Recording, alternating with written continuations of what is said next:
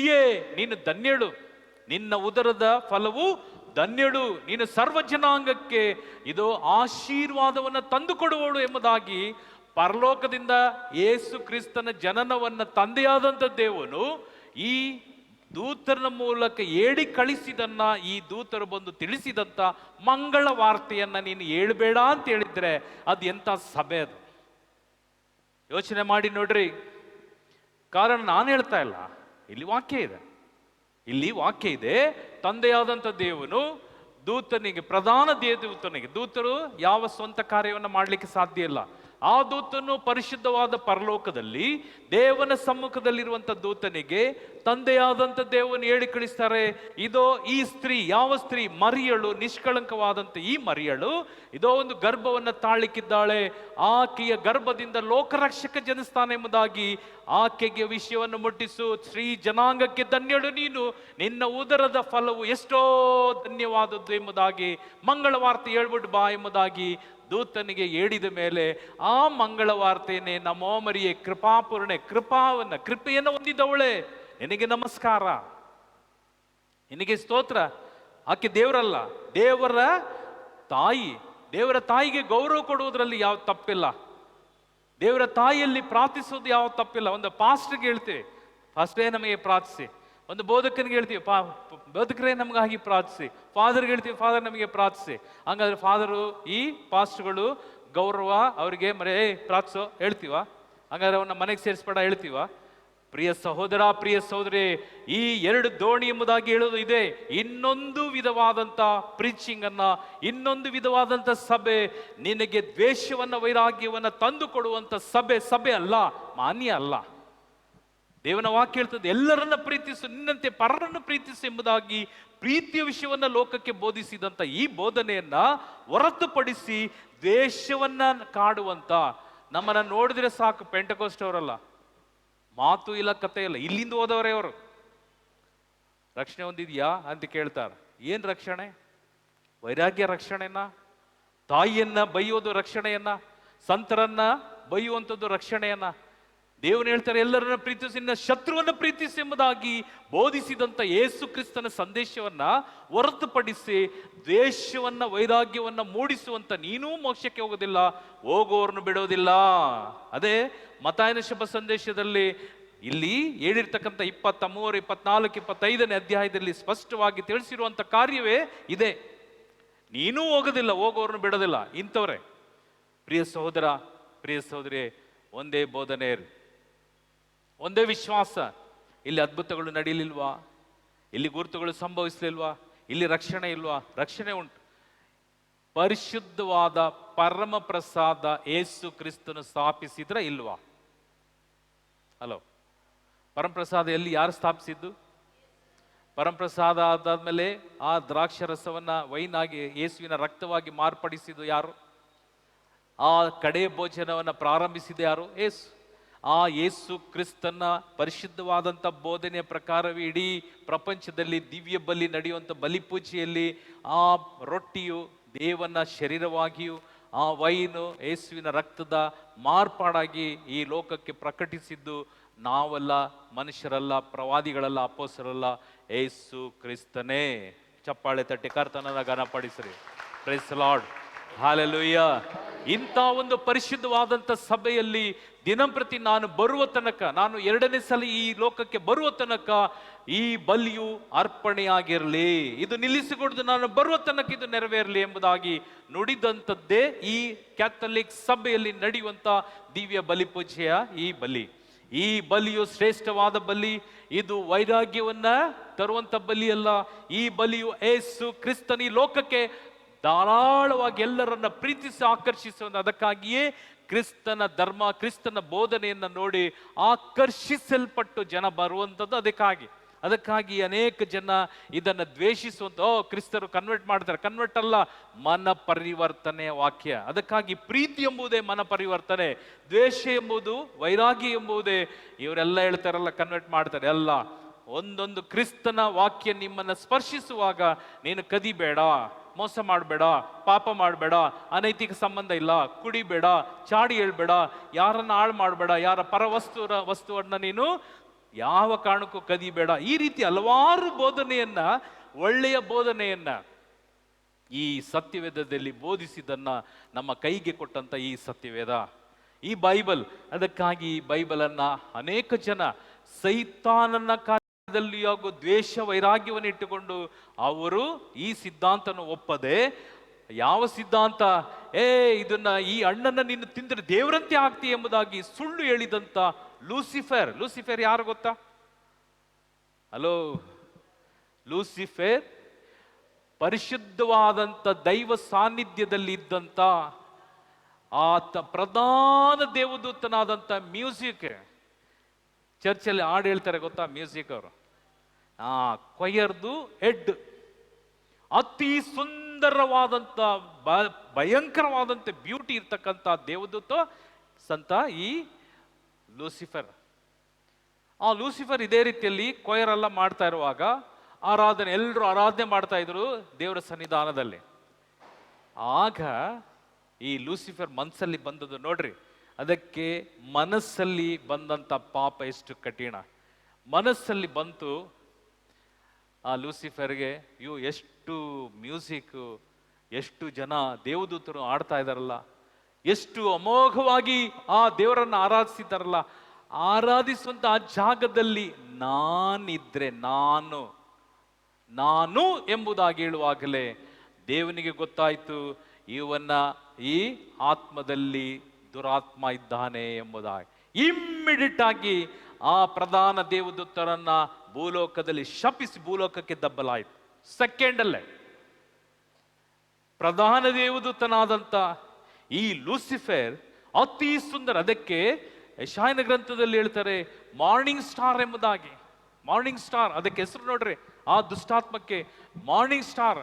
ಅಷ್ಟು ಬ್ಯೂಟಿ ಇರ್ತಕ್ಕಂಥ ಈ ಪ್ರಧಾನ ದೂತ ಎಲ್ಲಿ ಒಂದೇ ಕ್ಷಣದಲ್ಲಿ ದೇವನ ಸಾನ್ನಿಧ್ಯವನ್ನ ಆಸೆ ಪಟ್ಟಂತ ಈ ದುಷ್ಟ, ಅದಕ್ಕೆ ಕಣ್ಣು ದೇಹಕ್ಕೆ ದೀಪ ಎಂಬುದಾಗಿ ಹೇಳಿದಂತ ವಾಕ್ಯದ ಪ್ರಕಾರ ಆ ಆರಾಧನೆಯನ್ನ, ದೇವನಿಗೆ ಸಿಗುವಂತ ಆರಾಧನೆ, ದೇವನಿಗೆ ಸಿಗುವಂತ ಮಹಿಮೆ, ದೇವನಿಗೆ ಸಿಗುವಂತ ಗೌರವ, ಅಲ್ಲಿ ಪರಲೋಕದಲ್ಲಿ ಭಯಂಕರವಾದಂತ ಆರಾಧನೆ ನಡೆಯುವಂತ ಸಂದರ್ಭದಲ್ಲಿ ಆ ಜಾಗದಲ್ಲಿ, ದೇವನ ಜಾಗದಲ್ಲಿ ನಾನಿದ್ದಿದ್ರೆ, ನಾನು ಎಂಬ ಅಹಂಭಾವ ಲೋಕಕ್ಕೆ ಲೋಕದಲ್ಲಿ ಪರಿಶುದ್ಧಾತ್ಮನ ಶಕ್ತಿ ಇದ್ದ ಕಾರಣ ಲೂಸಿಫರ್ ಇಲ್ಲಿ ಬರ್ಲಿಕ್ಕೆ, ಲೋಕದಲ್ಲಿ ಬರ್ಲಿಕ್ಕೆ ಸಾಧ್ಯ ಆಗಲಿಲ್ಲ. ಅವನು ಎಲ್ಲಿದ್ದಾನೆ? ಮಧ್ಯಾಕಾಶ. Praise the lord, hallelujah, hallelujah. ಪರಲೋಕದಲ್ಲೂ ಜಾಗ ಇಲ್ಲ, ಭೂಮಿಯಲ್ಲೂ ಜಾಗ ಇಲ್ಲ, ಮಧ್ಯಾಕಾಶದಲ್ಲಿ ಆ ದುರಾತ್ಮ, ಆ ಸೈತಾನನು ಎಲ್ಲರನ್ನ ಕಂಟ್ರೋಲ್ ಮಾಡ್ತಾನೆ. ಆ ಕಂಟ್ರೋಲ್ ಮಾಡುವಂತ ಅವನ ಕೈಯಲ್ಲಿರುವಂಥದ್ದೇ ಸುಳ್ಳು, ದೆವ್ವಗಳು ಅಂತ ಕೇಳಿದಿರಲ್ವಾ? ಇಲ್ಲೆಲ್ಲ ನೋಡ್ತಾ ಇರ್ತೀರಲ್ಲ, ಸೋಮವಾರ ಎಷ್ಟೋ ದೆವ್ವಗಳು ಬರ್ತವೆ. ಈ ದೆವ್ವಕ್ಕೂ ಸೈತಾನನಿಗೂ ವ್ಯತ್ಯಾಸ ಇದೆ. ಈ ದೆವ್ವಕ್ಕೆ ಒಡೆಯನೇ ಸೈತಾನ. ಅರ್ಥ ಆಗ್ತದ? ಅವನೆಲ್ಲಿದ್ದಾನೆ? ಮಧ್ಯಾಕಾಶದಲ್ಲಿ. ಈ ಮಧ್ಯಾಕಾಶದಲ್ಲಿರ್ತಕ್ಕಂಥ ಸೈತಾನನು ದೇವನ ಎರಡನೆಯ ಬರವಣದಲ್ಲಿ, ಎರಡನೇ ಬರವಣ, ಆ ಎರಡನೇ ಬರವಣದಲ್ಲಿ ದೇವನು ಲೋಕವನ್ನು ಪ್ರವೇಶಿಸುವಾಗ ಆತನು ಮಧ್ಯಾಕಾಶದ ಮೂಲಕವೇ ಲೋಕಕ್ಕೆ ಬರ್ತಕ್ಕಂಥದ್ದು.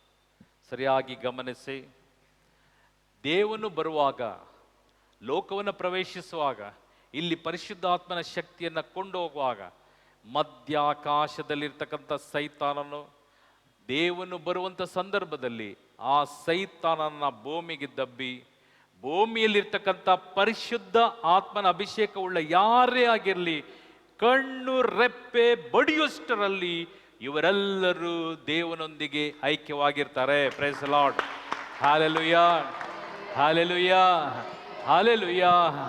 ಆ ಮಧ್ಯಾಕಾಶದಲ್ಲಿದ್ದಂಥ ದುರಾತ್ಮವು ಸೈತಾನನ್ನು ಲೋಕವನ್ನು ಪ್ರವೇಶಿಸಿದ ಕೂಡಲೇ ಲೋಕದಲ್ಲಿರ್ತಕ್ಕಂಥ ಎಲ್ಲ ಪರಿಶುದ್ಧಾತ್ಮನ ಅಭಿಷೇಕವುಳ್ಳ ದೈವ ಜನರು ಕ್ರಿಸ್ತನ ಜೊತೆಗೆ ಅಲ್ಲಿ ಪರಲೋಕವನ್ನು ಸೇರುವಂತ ಆ ದಿನ, ಅದೇ ಸೆಕೆಂಡ್ ಕಮಿಂಗ್, ಎರಡನೇ ಬರೋಣ.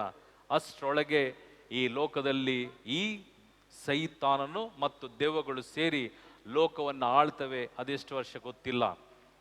ಆಳುವಾಗ ಭಯಂಕರವಾದಂಥ ಪಾಪವು ಲೋಕದಲ್ಲಿ ಸಂಭವಿಸುವುದು ಆಗ. ಈಗಲೇ ನಾನು ಹೇಳಿದೆ, 8ನೇ ಕ್ಲಾಸ್ ಹುಡುಗಿ, 8th ಸ್ಟ್ಯಾಂಡರ್ಡ್ ಹುಡುಗಿ ಗರ್ಭಿಣಿ. ನಂಬ್ತೀರಾ ನೀವು? ನನ್ನ ಕಣ್ಣುಗಳೇ ನಂಬಲಿಲ್ಲ. ಅದಾದ್ಮೇಲೆ ನಾನು ಕೇಳಿದೆ, ಸ್ವಾಮಿ, ಅವಳು ಬಂದು ಕೂತಿಯಾಳೆ ನನ್ನ ಮುಂದೆ. ಆ ಹುಡುಗಿಗೆ 8ನೇ ಕ್ಲಾಸ್ ಹುಡುಗಿ, ಅವಳು 1 ವರ್ಷ ಫೇಲ್, 9ನೇ ಕ್ಲಾಸಿಗೆ ಹೋಗ್ಬೇಕು. ಈ ಹುಡುಗಿನ ನಾನು ಪ್ರೆಗ್ನೆಂಟ್ ಅಂತ ಹೆಂಗೆ ಕೇಳೋದು? ದೇವ್ರು ಹೇಳ್ತಾರೆ, ಆ ಧ್ವನಿ ದೇವ್ರು ನಾನಾ ನೀನಾ ಎಂಬುದಾಗಿ. ಅದಾದ್ಮೇಲೆ ಇದುವರೆಗೂ ಯಾವುದು ದೇವ್ರು ಹೇಳಿದ್ದು ಫೇಲ್ ಇಲ್ಲ. ಆದರೂ ಸೈತಾನ್ ಒಂದೊಂದ್ಸಲ ಮೆಸೇಜ್ ಕೊಡ್ತದೆ. ನಾನು ಸೈತಾನ್ ಮೆಸೇಜನ್ನು ಯಾವ ಕಾರಣಕ್ಕೂ ಕೊಡೋದಿಲ್ಲ. ಅದಾದ್ಮೇಲೆ ಆ ಹುಡುಗಿ ಕೇಳಿದೆ, ನೀನು ಈ ಹೋದ ಮಂತ್ ಡಿವೈನ್ಗೆ ಬರುವಂಥ ಈ ದಿನದವರೆಗೂ ನೀನು ಮಂತ್ಲಿ ಆಗುವಂಥ ಕಾರ್ಯ ಆಗಿದೆಯಾ? ನೋ. 2 ತಿಂಗಳಾಯಿತು. 3 ತಿಂಗಳ ಹಿಂದೆ ಬ್ರದರ್, ನನ್ನ ಬಾಯ್ ಫ್ರೆಂಡ್ ಜೊತೆ ನನ್ನ ತಂದೆ ನನ್ನ ತಾಯಿ ಕೆಲಸಕ್ಕೆ ಹೋದಾಗ ನಾನು ಕುಡಿದು ಮತ್ತಳಾಗಿ ನಾನು ನನ್ನ ಬಾಯ್ ಫ್ರೆಂಡ್ ಜೊತೆ ಅನೈತಿಕ ಸಂಬಂಧದಲ್ಲಿದ್ದು ಆ ತಿಂಗಳು ಆಗಲಿಲ್ಲ, ಹೋದ ತಿಂಗಳು ಆಗಲಿಲ್ಲ. ನನಗೆ ಭಯ ಆಗ್ತಾ ಇದೆ, ನಾನು ಆತ್ಮಹತ್ಯೆ ಮಾಡಿಕೊಳ್ಬೇಕಾ? ಅದಾದಮೇಲೆ ಏನು ಮಾಡಬೇಕು ಗೊತ್ತಿಲ್ಲ. ದೇವರು ಹೇಳಿದ್ದು ಸರಿ. Correct brother. ತಂದೆ ತಾಯಿಗೆ ವಿಧಿಯಳಾಗದಂಥ ಈ ಹುಡುಗಿ, ಪ್ರಿಯ ಸಹೋದರ, ಪ್ರಿಯ ಸಹೋದರಿಯರೇ, 8ನೇ ಕ್ಲಾಸ್, 9 ತಿಳ್ಕೊಳ್ರಿ, 9ನೇ ಕ್ಲಾಸ್ ಹುಡುಗಿ ಮಕ್ಕಳ ಸಮ. ಆ ಹುಡುಗಿ ಪಾಪದ ಕೆಲಸದಲ್ಲಿ, ಅದು ನಾನೇ ತಿಳ್ಕೊಂಡಿದ್ದೆ ಒಂದು ಹುಡುಗ ಅಂತೇಳಿ. ಒಂದು ಹುಡುಗ ಅಲ್ಲ, ಇದು 3ನೇ ಹುಡುಗ. ಇನ್ನೊಂದು ಹುಡುಗಿ 2 ಹುಡುಗ ಜಗಳ ಮಾಡಿ ಬಿಟ್ಬಿಟ್ರಂತೆ. ಇವನ ಜೊತೆ ಕುಡ್ದು, ಬೇರೆ ಎಲ್ಲೂ ಇಲ್ಲ, ಲಾಡ್ಜ್ ಗೀಟ್ ಮಾಡಲಿಲ್ಲ, ಸ್ವಂತ ಮನೆಯಲ್ಲಿ ಅವರ ತಂದೆ ತಾಯಿ ಮಲಗುವಂಥ ಬೆಡ್ರೂಮಲ್ಲಿ ಕುಡಿದು ಮತ್ತಳಾಗಿ ಅನೈತಿಕ ಸಂಬಂಧದೊಂದಿಗೆ ಗರ್ಭಿಣಿ ಆಗಿರ್ತಕ್ಕಂಥ 9ನೇ ಕ್ಲಾಸ್ ಹುಡುಗಿ. ಪಾಪ ಎಲ್ಲಿಗಿದೆ ನೋಡ್ರಿ. ನೋವನ ಕಾಲದಲ್ಲಿ ಸಂಭವಿಸಿದಂಥ ಪಾಪವು ಅದಕ್ಕಿಂತ ಹೆಚ್ಚಾಗಿ ಅಂತ್ಯ ಕಾಲದಲ್ಲಿ ಸಂಭವಿಸುತ್ತದೆ ಎಂಬುದಾಗಿ ನಾವು ಆದಿಕಾಂಡ 6ನೇ ಅಧ್ಯಾಯದಲ್ಲಿ ನಾವು ಓದ್ತೇವೆ. ಕಾರಣ ಕೈಲಿರ್ತಕ್ಕಂಥ ಮೊಬೈಲ್. ಪ್ರಿಯ ತಂದೆ ತಾಯಿಯರೇ, ನಿಮ್ಮ ಮಕ್ಕಳಿಗೆ ಕೊಡಿಸುವಂಥ ಮೊಬೈಲ್, ಆ ಮೊಬೈಲಲ್ಲಿ ಅಯ್ಯೋ, ಒಂದು ಅಪ್ಪ ಅಮ್ಮ ಹೇಳ್ತಾರೆ, ನನ್ನ ಮಗಳು ಎಷ್ಟು ಬ್ರಿಲಿಯಂಟ್ ಅಂತ. ನಾನು ಕೇಳಿದೆ, ಏನಕ್ಕೆ? ಓದ್ತಾ ಇದ್ದಾಳ? ಓದ್ತಾ ಇದ್ದಾಳೆ, ಸ್ಕೂಲಲ್ಲಿ ಅಷ್ಟಿಲ್ಲ. ಮೊಬೈಲ್ ಬ್ರದರ್, ನಮ್ಗೆ ಗೊತ್ತಿಲ್ಲದೆ ಇರೋದೆಲ್ಲ ಗೊತ್ತು ಅವಳಿಗೆ. ನಾನು ಹೇಳಿದೆ, ಹೌದು, ನಿಮ್ಗೆ ಗೊತ್ತಿಲ್ಲದೆ ಇರೋದಲ್ಲ ಅವಳು ಗೊತ್ತಾಗ್ಲೇಬೇಕು. ನಾನು ಹೇಳಿದೆ ಅವ್ರ ತಾಯಿಗೆ, ಎಲ್ಲಿ ಮಲಗ್ತಾಳೆ ಅವಳು ಅಂತ. ಅವಳಿಗೆ ಸಪ್ರೇಟ್ ಮಲಗ್ತಾಳೆ ಬ್ರದರ್. ನೀವು ನಿಮ್ಗೆ ಒಂದು ರೂಮ್. ಒಂದು ಕೆಲಸ ಮಾಡ್ರಿ, ನಿಮ್ಮ ಮಗಳು ತುಂಬ ಒಳ್ಳೆಯವಳು, ಮೊಬೈಲ್ ಇಸ್ಕೊಟ್ಟಿದ್ದೀರಿ ಅಲ್ವಾ? ಇಲ್ಲ ಬ್ರದರ್, ಸ್ಕೂಲ್ಗೆ ಬೇಕಲ್ಲ ಬ್ರದರ್. ಅವಾಗಿತ್ತು, ಈ ಕರೋನಾ ಬಂತು, ಆಗ ದರಿದ್ರ ಇಲ್ಲ, ಮೊಬೈಲಿಂದ ಎಲ್ಲ ಕೆಡಿಸುವಂಥ ಸೈತಾನ ಎಲ್ಲ ಕೆಡಿಸಾಯ್ತು. ನಿಮ್ಮ ಮಗಳಿಗೂ ಮೊಬೈಲ್ ತಕ್ಕೊಟ್ಟಿದ್ದೀರಲ್ಲ, ಒಳ್ಳೆ ಮಗಳಿಗೆ, ರಾತ್ರಿ ಸುಮ್ಮನೆ ಒಂದು 12 ಗಂಟೆ 1 ಗಂಟೆಗೆ ಹೋಗಿ ನಿಮ್ಮ ಮಗಳು ರೂಮಲ್ಲಿ ಬೆತ್ತಿಗೆ ಬಾಗಿಲು ತೆಗೆದು ನೋಡ್ರಿ. ಯಾಕೆ ಅಂತ ಕೇಳಿದ್ರು. ನೀವು ತೆಗೆದು ನೋಡ್ರಿ, ಏನು ಮಾತಾಡ್ಬೇಡ್ರಿ, ನೀವು ತೆಗೆದು ನೋಡ್ರಿ ಅಂದೆ. ತೆಗೆದು ನೋಡ್ರಿ ನನಗೆ ಫೋನ್ ಮಾಡಬೇಕು ಅಂದೆ. ಪ್ರಿಯರೇ, ಯಾವ ಅಮ್ಮ, ಯಾಕೆಂದರೆ ನನ್ನ ಮಾತು ಏನಿರ್ಬೋದು, ಬ್ರದರ್ ಏನು ಹೇಳಿದರು, ಅವ್ರಿಗೇನೋ ಭಯ, ಬೇರೆ ಯಾರೋ ಹುಡುಗರು ಗಿಡುಗರು ಬಂದ್ಬಿಡ್ತಾರ ಅಂತೇಳಿ, ಆ ಥರ ಏನಿತ್ತು ಏನೋ ಗೊತ್ತಿಲ್ಲ. ಅವಳು ತೆಗೆದು ನೋಡಂತೆ, ಮೊಬೈಲಲ್ಲಿ ರಾತ್ರಿ 12:45 1 ಗಂಟೆ ಚಾಟ್ ಮಾಡ್ತಾ ಇದ್ದಾಳೆ. ಏನೇ ಅದಂತ ತಕ್ಷಣ ಫುಲ್ ಆಗಿ ಸ್ವಿಚ್ ಆಫ್ ಮಾಡಿಕೊಂಡು ದಿಂಬಡಿಲ್ ಮಲ್ಕೊಂಡು ಹೋಗಿ ಮಮ್ಮಿ ಮಲ್ಕೊಂಬಮ್ಮಿ, ಏನೂ ಇಲ್ಲ. ಪ್ರಿಯ ಸಹೋದರ, ಪ್ರಿಯ ಸಹೋದರಿಯರೇ, ಮಕ್ಕಳು ಯಾಕೆ ಹಗಲೊತ್ತು ನಿದ್ರೆ ಹಗಲೊತ್ತು ನಿದ್ರೆ ಮಾಡುವಂಥದ್ದು ಮಕ್ಕಳಿದ್ದಾವೆ. ಸ್ಕೂಲಲ್ಲಿ ಪಾಠ ಕೇಳದೆ, ಅದಾದಮೇಲೆ ತಲೆನೋವು, ನಾನಾ ಪ್ರಶ್ನೆ, ರೋಗ. ರಾತ್ರಿ ಇಡೀ ಮಕ್ಕಳು ಚಾಟ್ ಮಾಡ್ತಕ್ಕಂಥ. ನಾನು ಟ್ರೈನಲ್ಲಿ ದಿನ ನಾವು ತಿಂಗಳಿಗೊಂದ್ಸಲ ಡಿವೈನ್ಗೆಲ್ಲ ಹೋಗ್ತೇನಲ್ಲ, ಇಡೀ ರಾತ್ರಿ ಹುಡುಗರು ಈ ಕಡೆ ಏನು ಚಾಟ್ ಮಾಡ್ತಾ ಇರ್ತಾರೆ. ಆ ಬೆರಳುಗಳು ಒಳ್ಳೆ ಈ ಮಿಷನ್ ಥರ ಓಡ್ತಾ ಇರ್ತದೆ.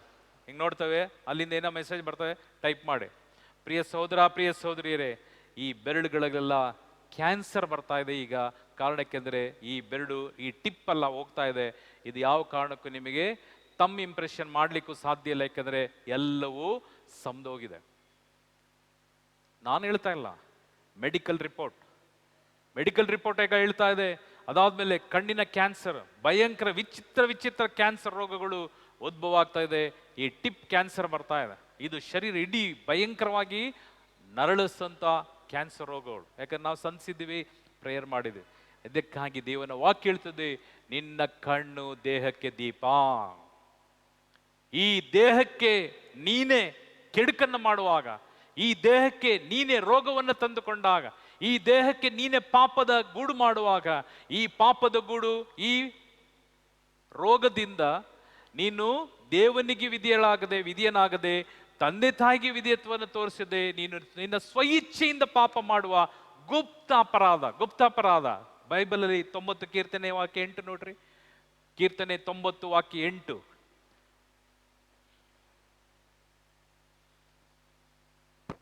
ನಿನ್ನ ನೋಟಕ್ಕೆ ಮರೆಯಾಗಿಲ್ಲ ನಮ್ಮ ಪಾಪ ದೋಷಗಳು. ಆಮೇಲೆ ನಿನ್ನ ಮುಖ ಕಾಂತಿಗೆ ಬಟ್ಟ ಬಯಲಾಗಿದೆ ಗುಪ್ತ ಅಪರಾಧಗಳು. ಗುಪ್ತ ಅಪರಾಧ ಅಂದ್ರೆ ಏನು? ಸೀಕ್ರೆಟ್ ಸಿನ್. ಪಾಪದಲ್ಲಿ ಸೀಕ್ರೆಟ್ ಇದೆ, ನೋಡಿದ್ರ? ಪಾಪದಲ್ಲಿ ಈ ಸೀಕ್ರೆಟ್ ಸಿನ್ ಏನಾಗ್ತದೆ, ನಿಮ್ಮನ್ನ ದಿನೇ ಒಳ್ಳೇದಕ್ಕೆ ಹೋಗ್ಲಿಕ್ಕೆ ಬಿಡೋದಿಲ್ಲ. ಮಾಡಿದ್ರೆ ಏನು, ಹೋದ್ರೆ ಏನು, ಅವ್ರು ಮಾಡಿಲ್ವಾ, ಅವ್ರಿಗಿದ, ಇವ್ರು ಸಾಚಾನ, ಇವ್ರು ಒಳ್ಳೆಯವರ, ಇವ್ರು ಕೆಟ್ಟವರ? ಈ ಕಾರ್ಯವನ್ನೇ ಸೈತಾನ್ ಹೇಳ್ತದೆ, ನೀನು ಮಾಡು, ಪಾಪವನ್ನ ಮಾಡು, ಯಾರಿಗೂ ಎದುರುಬೇಡ, ನಾನಿದ್ದೇನೆ. ಸೈತಾನ್ ಹೇಳ್ತದೆ, ನಾನಿದ್ದೇನೆ. ಆ ದೇವ್ರು ದಿಂಡ್ರೆಲ್ಲ ಬಿಟ್ಬಿಟ್ಟು ನಿನ್ನ ಸ್ವಂತ ಬಲ, ನೀನು ಓದಿದ್ರೆ, ನೀನ್ ಕೆಲ್ಸಕ್ಕೆ ಹೋದ್ರೆ, ನಿನ್ನ ದುಡ್ಡು, ದೇವ್ರೇನ್ ಮಾಡ್ತಾರೆ? ಎಷ್ಟು ಜನ ಈಗ ಮೋಸ ಹೋಗ್ತಾ ಇರೋದು ಈ ಕಾನ್ಸೆಪ್ಟ್. ಸೆಕೆಂಡ್ ಕಮ್ಮಿಂಗ್ ನಗಾಡ್ತಾರೆ ಅಂತ. ಇದು ಯಾವಾಗಿಂದ ಹೇಳ್ತಾ ಇದ್ದಾರೆ? ಎರಡನೇ ಬರೋಣ ಯಾವಾಗಿಂದ ಹೇಳ್ತಾ ಇದ್ದಾರೆ? ಇನ್ನು ಬಂದಿಲ್ವಲ್ಲ. ಪ್ರಿಯ ಸಹೋದರ, ಪ್ರಿಯ ಸಹೋದರಿಯರೇ, 120 ವರ್ಷಗಳ ಕಾಲ ನೋವಾ ಹೇಳ್ತಿದ್ದ ಮಳೆ ಬರ್ತದೆ ಎಂಬುದಾಗಿ. ಮಳೆನೇ ಬರಲಿಲ್ಲ. 120 ವರ್ಷ ಕಾಲ ಬೋಧನೆ ಮಾಡ್ದ, ಮಳೆ ಬರಲಿಲ್ಲ. ಒಂದು ದಿನ ದೇವ್ರು ಹೇಳಿದ, ನೋವಾ, ನಾನು ಹೇಳಿದಂತ ಪ್ಲಾನ್ ಇದು, ಹಡಗು ಕಟ್ಟು, ಇಂಥ ಕೆಲಸದವ್ರನ್ನ ಕರ್ಕೊ, ದೊಡ್ಡ ಹಡಗನ್ನ ಕಟ್ಟು, ಎಲ್ಲ ಪ್ರಾಣಿ ಪಕ್ಷಿ ಎಲ್ಲವನ್ನ ಸೇರಿಸ್ಕೊ, ನೀನು ಹೋಗು, ನಿನ್ನ ಮಕ್ಕಳು ಸೊಸೆ. ನಾನು ಬಾಗ್ಲ ಹಾಕಿದ್ರು. ಮಳೆ ಬಂದು ಒಂದು ದಿನ ತುಂಬಾ ಚೆನ್ನಾಗಿ, ಎಲ್ರಿಗೂ ಮಳೆ ಗೊತ್ತಿರ್ಲಿಲ್ಲ. ಮಳೆ ಅಂದ್ರೆ ಗೊತ್ತಿಲ್ಲ. ನೋವಾ ಹೇಳ್ತಿದ್ದ ಮಳೆ ಬರ್ತದೆ ಅಂತ. ಅವರು ಡ್ಯಾನ್ಸ್ ಗೀನ್ಸ್ ಎಲ್ಲ ಆಡ್ತಿದ್ರು. ಮಳೆ ಕೆಳಗಿಂದ ಮುಳುಗ್ಸಕ್ಕೆ ಬಂತು, ಸೊಂಟಕ್ಕೆ ಬಂತು. ಇದೇನು ಸೊಂಟಕ್ಕೆ ಮಳೆ ಬರ್ತಾ ಇದೆ, ಇಲ್ಲಿ ನೀರು ಬರ್ತಾ ಇದೆ? ಎಸ್, ಮೇಲ್ ಬಂತು, ಎಲ್ಲವೂ ಸತ್ತೋದ್ರು. ದೇವನು ಸೃಷ್ಟಿ ಮಾಡಿದ ಸಕ್ಕಲ್ಲವೂ ದೇವನು ಎಲ್ಲವನ್ನ ನಾಶ ಮಾಡೋ ಕಾರಣಕ್ಕೆಂದ್ರೆ ಅನೈತಿಕ ಪಾಪದ ಸಂಬಂಧದಿಂದ. ಅನೈತಿಕ ಸಂಬಂಧ ಪಾಪ. ಪ್ರಿಯ ಸಹೋದರ, ಪ್ರಿಯ ಸಹೋದರಿಯರೇ, ಇಬ್ರಿಯರಿಗೆ ಬರೆದ ಪತ್ರ, ಇಬ್ರಿಯ 12ನೇ ಅಧ್ಯಾಯಕ್ಕೆ ತಿರ್ಸ್ಕೊಳ್ರಿ. 12ನೇ ಅಧ್ಯಾಯ ವಾಕ್ಯ 13-14 ವಾಕ್ಯ. ಇಬ್ರಿಯ 12ನೇ ಅಧ್ಯಾಯ ವಾಕ್ಯ 13-14 ವಾಕ್ಯ. ನೀವು ಸರಿಪಡಿಸಿಕೊಳ್ಳಿ. ಸರಿಯಾಗಿ ಓದಿ, ಮೈಕ್ ಸರಿಯಾಗಿ ಇಟ್ಕೊಳ್ರಿ. ನೀವು ಹಿಡಿದಿರುವ ಆದಿಯನ್ನು ಸರಿಪಡಿಸಿಕೊಳ್ಳ್ರಿ. ಆಮೇಲೆ ಆಗ ಕುಂಟುವ ಕಾಲು ಉಳುಕದೆ ವಾಸಿಯಾಗುತ್ತದೆ. ಕುಂಟುವ ಕಾಲು ಉಳುಕದೆ ವಾಸಿಯಾಗ್ತದೆ. ಅದರ ಅರ್ಥ ಏನು ಗೊತ್ತಾ? ನೀವು ಪಾಪದಲ್ಲಿ ಹೋಗುವಂತ ಕಾಲು, ನೀನು ನಿನ್ನ ಸಿದ್ಧಾಂತಗಳನ್ನು ಸರಿ ಮಾಡಿಕೊಂಡ್ರೆ ನಿನ್ನ ಕಾಲುಗಳು ಪಾಪದೆಡೆಗೆ ಹೋಗದಂತೆ, ದ್ವೇಷಕ್ಕೆ ಹೋಗದಂತೆ, ಮರಣಕ್ಕೆ ಹೋಗದಂತೆ, ವೇಶ್ಯರ ಹತ್ರ ಹೋಗದಂತೆ, ಪಾಪದ ಸಂಬಳ ಮರಣ ಎಂಬುದಾಗಿ ಮರಣದ ಕಡೆಗೆ ಹೋಗದಂತೆ, ಈ ಉಳುಕುವ ಕಾಲು, ನರಕಕ್ಕೆ ಹೋಗುವಂತ ಕಾಲು ದೇವನು ಸ್ವಸ್ಥ ಮಾಡ್ತಾನೆ. ಬಲಗೈ ಮೇಲೆ ಮಾಡಿ praise the lord. Hallelujah, hallelujah, hallelujah. ಓದಿ ವಾಕ್ಯ, ಮುಂದಿನ ವಾಕ್ಯ. ಎಲ್ಲರೊಂದಿಗೂ ಶಾಂತಿ ಸಮಾಧಾನದಿಂದಿರಲು ಪ್ರಯತ್ನಿಸಿರಿ. ಎಲ್ಲರೊಂದಿಗೂ. ಈ ವಾಕ್ಯ ಯಾರು 2 ದೋಣಿಯಲ್ಲಿ ಕಾಲಿಟ್ಟಿದ್ದರು ಅವ್ರಿಗೆ ವಾಕ್ಯ ದೇವನ ವಾಕ್ಯ ಇರ್ತದೆ, ಎಲ್ಲರೊಂದಿಗೂ ಸಮಾಧಾನವಾಗಿರು. ಅವ್ರು ನೋಡ್ರಿ, ಆರ್ಸಿಯವನ್ನ ನೋಡಿದ ತಕ್ಷಣ, ಆರ್ಸಿಯವರ ಅವ್ರ ಮುಖ ನೋಡಬೇಕು. ಆರ್ಸಿ ಅಂದಿದ ತಕ್ಷಣ ಇವರು ಒಂದು ಪ್ರಮೋಷನ್, ಇವರು 7C ಆಗಿದ್ದಾರೆ. ನಾವು RC, ನಾವು 6C. ಈ ಪೆಂಟಕೋಸ್ಟ್ ಅವರೆಲ್ಲ 7C. ಈ 7C ಅವರು RCನ ನೋಡುವಾಗ ಅವ್ರ ಮುಖ ಭಾವನೆ ನೋಡ್ಬೇಕು. RC ಇನ್ನೂ ಹಂಗೆ ಇರ್ಕ್ರಿಯಾ, ಅದ್ರಲ್ಲಿ ತಮಿಳವ್ರು ನೋಡ್ಬೇಕು ಸ್ವಲ್ಪ ರಾಗವಾಗಿ, ಇನ್ನೂ ಹೆಂಗೆ ಇರ್ಕ್ರೆ, ಇನ್ನು ಎಲ್ಲಿದೆಯಾ, RC ಅಲ್ಲೇ ಇದೆಯಾ, ನಾನು 7Cಗೆ ಪ್ರಮೋಟ್ ಆಗಿದೀವಲ್ಲ. ಇಲ್ಲಿ ಏನ್ ಹೇಳ್ತದೆ ದೇವನ ವಾಕ್ಯ? ಎಲ್ಲರನ್ನ ಪ್ರೀತಿಸಿ. ಹಾಗಾದರೆ ಒಂದು ಬೋಧಕ, ಪಾಸ್ಟರ್ ಯಾರೋ, ನೀನು ಕ್ರೈಸ್ತ ಧರ್ಮದಲ್ಲಿದ್ದು ದೇವನ ವಾಕ್ಯವನ್ನು ಓದಿಯು ಎಲ್ಲರನ್ನ ಪ್ರೀತಿಸಿ ಎಂಬುದಾಗಿ ಸೇನಾಧೀಶ್ವರನಾದ ಸರ್ವೇಶ್ವರನು ನುಡಿದಂಥ ವಾಕ್ಯವನ್ನ ನೀನು ಆರ್ಸಿಯನ್ನ ನೋಡಿ ಕೇವಲ ಪಡಿಸ್ತೀಯಲ್ಲ. ನೀನು ಅನೇಕ ಅನ್ಯ ಧರ್ಮಗಳಿಗೆ ಬೋಧನೆ ಮಾಡಿದೆ, ಅದು ರೈಟ್, ಒಪ್ಕೊಳ್ಳೋಣ. ಆ ವ್ಯಕ್ತಿಗಳಿಗೆ ನೀನು ಪ್ರೀತಿಯನ್ನು ಕಲಿಸಿದ್ಯಾ? ಇಲ್ಲ. ದೇವನ 10 ಕಲ್ಪನೆಯಲ್ಲಿ ಮೋಶೆಗೆ ಕೊಟ್ಟಂತ 10 ಆಜ್ಞೆಯಲ್ಲಿ ಒಂದು ಆಜ್ಞೆ ಅಡಗಿದೆ, ನಿನ್ನ ತಂದೆ ತಾಯಿಯನ್ನ ಗೌರವಿಸು. ನಿನ್ನ ತಂದೆ ತಾಯಿಯನ್ನೇ ಗೌರವಿಸು ಎಂಬುದಾಗಿ ತಂದೆಯಾದಂಥ ದೇವನು ಮೋಶೆಗೆ ಆಜ್ಞೆ ಕೊಟ್ಟಾಗ, ಯೇಸು ಕ್ರಿಸ್ತನ ತಾಯಿಯಾದಂತ ಮರಿಯಳನ್ನ ನೀನ್ ಯಾಕೆ ಗೌರವಿಸೋದಿಲ್ಲ? ಹೇಳ್ರಿ, ನೀನ್ ಯಾಕೆ ಗೌರವಿಸಿದಲ್ಲ? ಗೌರವಿಸದೇ ಇದ್ದಲ್ಲಿ ನೀನು ಅದೇ ಕ್ಷಣ ಶಾಪಗ್ರಸ್ತ. ನೀವು ಈ ಪೆಂಟಕೋಸ್ಟ್ ನೋಡ್ರಿ, ಕಿವಿ ಮೂಗಲಲ್ಲಿ ಏನು ಹಾಕಿರಲ್ಲ, ಅದಲ್ಲ ಹೆಂಗಿರ್ತಾರೆ ನೋಡ್ರಿ ಅವರು. ಅಟ್ಲೀಸ್ಟ್ ಒಂದು ಕಿವಿ ಮೂಗಲಲ್ಲಿ ಹಾಕಿದ್ರೆ ಸ್ವಲ್ಪ ಏನೋ. ಫಾರಿನರ್ ಬಿಡ್ರಿ, ಅದಾದ್ಮೇಲೆ ಬೇರೆ ಜನ ಬಿಡ್ರಿ, ಅವರು ಯಾವಾಗಲೂ ಕಿವಿಗೂ ಹಾಕಲ್ಲ, ಏನಕ್ಕೂ ಆಗಲ್ಲ. ಅವ್ರು ಒಂಥರ ಅವ್ರದ್ದು ಜನ ಬೇರೆ. ಇಲ್ಲಿ ಅಟ್ಲೀಸ್ಟ್ ಈ ಚಿನ್ನ ಕಿವಿಗೆ ಹಾಕೋದು ಚಿನ್ನನ ಬಿಚ್ಚಿಬಿಡ್ಬೇಕು.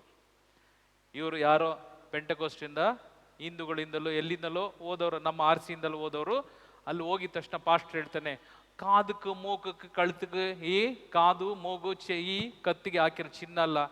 ಏನು ಮಾಡೋದು? 1 ನಿಮಿಷ ಪ್ರೇಯರ್ ಮಾಡ್ತೀನಿ. ಪಾಸ್ಟರ್ ಕಣ್ಣು ಮುಚ್ಚಿ ಪ್ರೇಯರ್ ಮಾಡ್ತಾನೆ. ಇವನಿಗೆ ಮೆಸೇಜ್ ಬರ್ತದೆ. ಏನು ಮೆಸೇಜು? ಇದೆಲ್ಲ ಉಂಡಿಗೆ ಹಾಕ್ಬಿಡು ಅಂತ. ಬಿಚ್ಚಿದ್ದು ಈ ಚಿನ್ನ ಎಲ್ಲಿಗೆ ಹಾಕು? ಎಲ್ಲಿಗೆ? ಉಂಡಿ ಎಲ್ಲಿಗೆ ಹೋಗ್ತದೆ? ಇವನಿಗೆ. ಉಂಡಿಯಲ್ಲಿರೋದು ಅವನಿಗೆ, ಅವನ ಮಕ್ಕಳಿಗೆ. ಈ ಪಾಸ್ಟ್ರು ಮಕ್ಕಳು ಮಾತ್ರ ಎಲ್ಲ ಆಭರಣ ಹಾಕೊಳ್ಬೋದು, ಒಳ್ಳೆ ಲ್ಯಾವಿಶ್ ಆಗಿ ಬೆಳೀತಾ ಇರ್ತಾನೆ. ಪಾಪ ಬಡವನ ಅವನೆಷ್ಟೋ ಅಷ್ಟು ಇಷ್ಟು ಸೇರಿಸಿ ಒಂದು ಕಿವಿಗೆ ಮೂಗೋ ಕತ್ತಿಗೆ ಹಾಕೊಂಡಿದ್ರೆ ಬಿಚ್ಚಿಸಿ ಅವನ್ ತಗೊಂಡು ಅವ್ರ ಮಕ್ಕಳಿಗೆ ಅವ್ರು ಫಾರಿನಲ್ಲಿ ಓದಿಸು. ಈ ಮಕ್ಕಳೆಲ್ಲ ಗೌರ್ಮೆಂಟ್ ಸ್ಕೂಲ್, ಈ ಮಕ್ಕಳೆಲ್ಲ ಎಲ್ಲಿಗೆ? ಗೌರ್ಮೆಂಟ್ ಸ್ಕೂಲ್ ಅಲ್ಲಿ ಇಲ್ಲಿ ಓದೋರು. ಆದರೆ ಪಾಸ್ಟರ್ ಮಕ್ಕಳೆಲ್ಲ ಫಾಶ್ ಆಗಿ ಅವ್ರ ಸೂಟು, ಸೆಂಟು, ಕಾರು, ಅದಾದ್ಮೇಲೆ ಫಾರಿನಲ್ಲಿ ಓದುವಂಥದ್ದು. ಅವರೆಲ್ಲ ಬಡತನದಲ್ಲಿರ್ತಕ್ಕಂಥ ಈ ಜನವನ್ನ ಅವರು ಏನ್ ಮಾಡ್ತಾರೆ? ನಾನಾ ರೀತಿಯ ಭಯಪಡಿಸಿ ಅವರು ದುಡ್ಡನ್ನು ಗ್ರಾಪ್ ಮಾಡ್ತಾರೆ. ಇವರು ಆನಂದವಾಗಿ ಜೀವಿಸುವಂತ. ದುಡಿಯದೆ ಇರುವವನು ಉಣ್ಣಲುಬಾರದು. ಅಪೊಸ್ತಲರು ದುಡಿದ್ರು, ಅಪೊಸ್ತಲರು ಕೆಲಸ ಮಾಡಿದ್ರು, ಇರುವುದನ್ನ ಎಲ್ಲರೂ ಉದುವಾಗಿ ಹಂಚಿಕೊಂಡ್ರು ಎಂಬುದಾಗಿ ಬೈಬಲ್ ಅಲ್ಲಿದೆ. ಹಾಗಾದರೆ ಅಪೊಸ್ತಲರು ಅವರು ದೇವನ ಯೇಸು ಕ್ರಿಸ್ತನ ಬೋಧನೆಯಲ್ಲೂ ಯೇಸು ಕ್ರಿಸ್ತನೊಂದಿಗಿದ್ದಂಥ ಅಪೊಸ್ತಲರು ಕೆಲಸ ಮಾಡುವಾಗ ನೀನು ಯಾವ ನಾಯಕ? ನೀನು ಕೆಲಸ ಮಾಡದೆ ಸಂಪಾದನೆ ಮಾಡ್ತಕ್ಕಂಥ ನೋಡಿದ್ರ? ಗುರುಗಳು ಬೇರೆ, ಈ ಪಾಸ್ಟ್ಗಳು ಬೇರೆ. ಗುರುಗಳನ್ನು ಆಯ್ಕೆ ಮಾಡಿದ್ದು ಮೋಶೆ ಕಾಲದಿಂದಲೇ, ಅವರು ಸನ್ಯಾಸತ್ವ. ಆದರೆ ನಡುವಂತರದಲ್ಲಿ ಬಂದಂಥ ನೀನು ಯಾವ ಕಾರಣಕ್ಕೂ ಇರುವಂಥ ಜನರಲ್ಲಿ ಕಿತ್ತು ತಿನ್ಬೇಡ. ಅವ್ರದ್ದು ಸ್ಟಾರ್ಟಿಂಗೇ ನೀವು ಇಂಥ ಸಹಾಯ ಮಾಡಿ, ಬ್ಲ್ಯಾಂಕ್ ಚೆಕ್ ತಗೊಳ್ರಿ, ಬ್ಲ್ಯಾಂಕ್ ಚೆಕ್ಕಲ್ಲಿ ಬರ್ದು ಕೊಡ್ರಿ. ನೋಡ್ರಿ, ನೀವು ಕಷ್ಟಪಟ್ಟು ಸೇರಿಸಿದ್ದು ಎದುರಿಸಿ ಬ್ಲ್ಯಾಂಕ್ ಚೆಕ್ಕಲ್ಲಿ ಬರೆದು ಇವ್ರು ಕೊಡಬೇಕು. ಇವರು ದೊಡ್ಡ ದೊಡ್ಡ ಮನೆ, ಅದಾದ್ಮೇಲೆ ಕಾಲೇಜುಗಳು, ಅದಾದ್ಮೇಲೆ ಬಂಗ್ಲೋ, ಲ್ಯಾವಿಶ್. ದೇವನ ವಾಕ್ಯ ಹೇಳ್ತದೆ, ದೇವನು ಪರಿಶುದ್ಧವಾದಂತ ವಾಕ್ಯವನ್ನು ಕೊಟ್ಟಿದ್ದಾರೆ. ಓದಿ ಬ್ರದರ್ ಅಲ್ಲಿ ವಾಕ್ಯ. ಎಲ್ಲರೊಂದಿಗೂ ಶಾಂತಿ ಸಮಾಧಾನದಿಂದ ಇರಲು ಪ್ರಯತ್ನಿಸಿರಿ. ಪರಿಶುದ್ಧತೆಯನ್ನು ಅರಸಿರಿ. ಪರಿಶುದ್ಧತೆ ಇಲ್ಲದೆ ಯಾರು ದೇವರನ್ನು ಕಾಣುವಂತಿಲ್ಲ. ಪಕ್ಕದ ಅಕ್ಕಪಕ್ಕ ಕೈ ಹಿಡ್ಕೊಳ್ರಿ.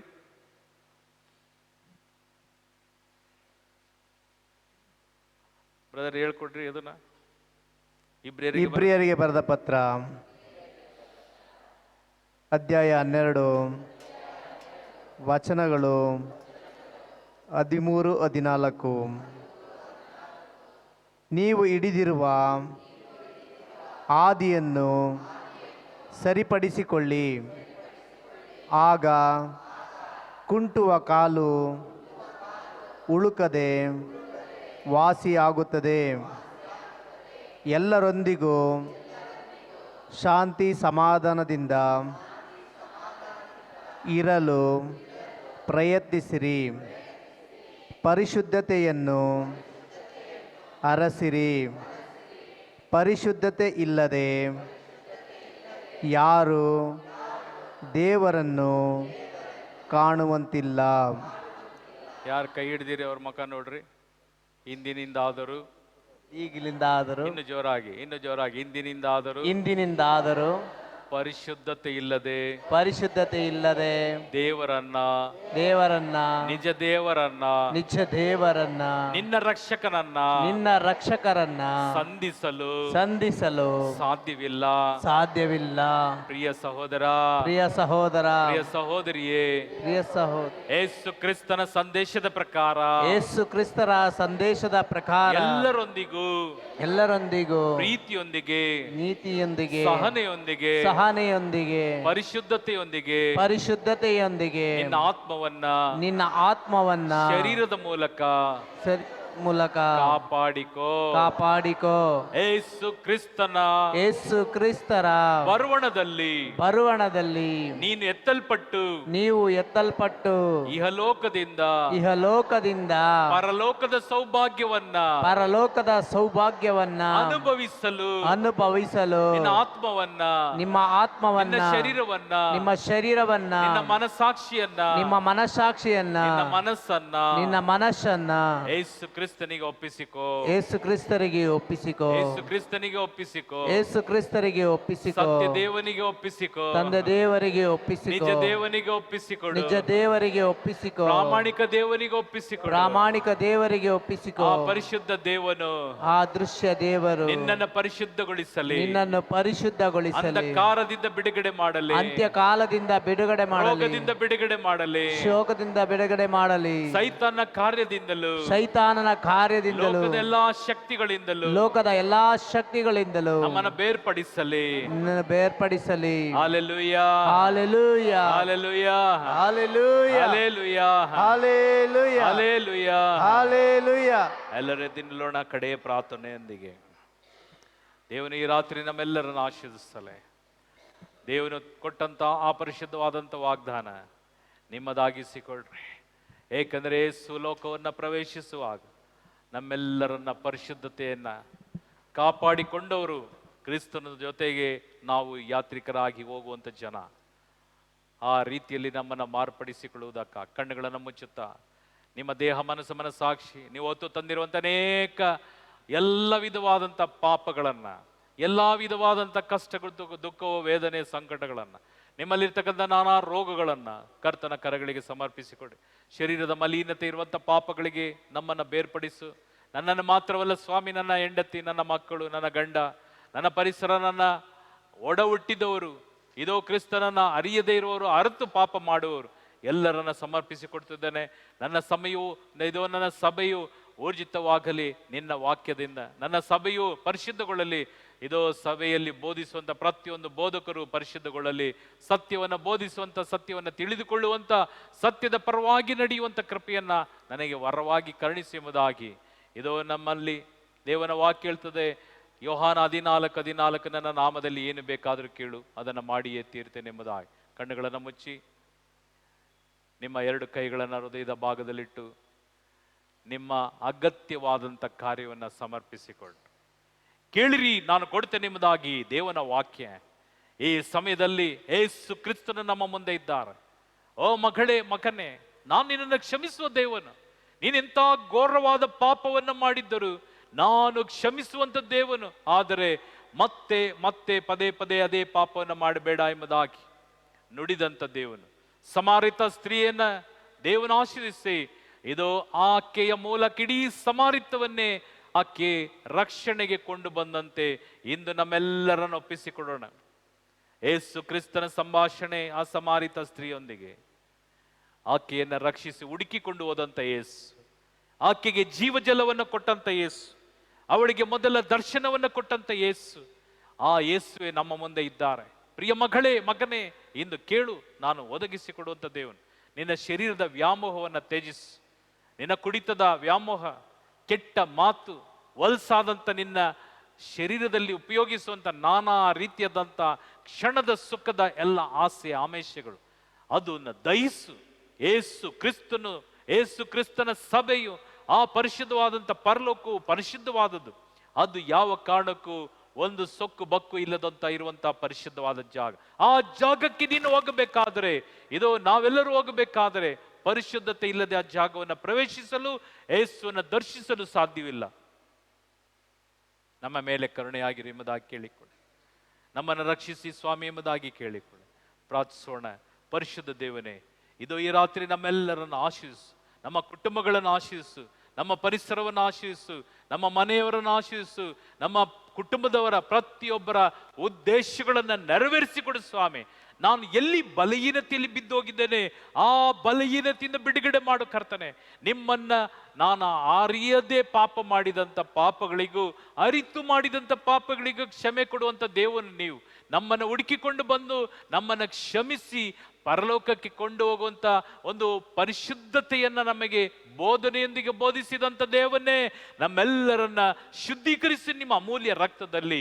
ನನ್ನ ರಕ್ತದಿಂದ ನಿನಗೆ ಇದೋ ನಾನಾ ಪ್ರಶ್ನೆಗಳಿಂದಲೂ ಬಿಡುಗಡೆ ಉಂಟು ಎಂಬುದಾಗಿ ಹೇಳಿದ್ಯಲ್ಲ ಸ್ವಾಮಿ. ನನ್ನ ಬಾಸುಂಡೆಯಿಂದ ನನಗೆ ಸ್ವಸ್ಥತೆ ಎಂಬುದಾಗಿ ಹೇಳಿದ್ಯಲ್ಲ ಅಪ್ಪ. ಅಂತ ಘೋರವಾದ ಯಾತನೆಯಿಂದ, ಘೋರವಾದ ನೋವುಗಳಿಂದ ನಮಗೆ ಸಂರಕ್ಷಣೆ ಕೊಟ್ಟಿದ್ಯಲ್ಲ ಸ್ವಾಮಿ. ಇದೋ ನಮ್ಮನ್ನು ಅನುಗ್ರಹಿಸು. ನಾವು ಎಷ್ಟು ಭಾಗ್ಯವಂತರು. ಆ ಭಾಗ್ಯವನ್ನು ನಾವು ಕಳೆದುಕೊಳ್ಳದಂತೆ ಅಶುದ್ಧತೆಯಿಂದ ಬಿಡುಗಡೆ ಮಾಡು.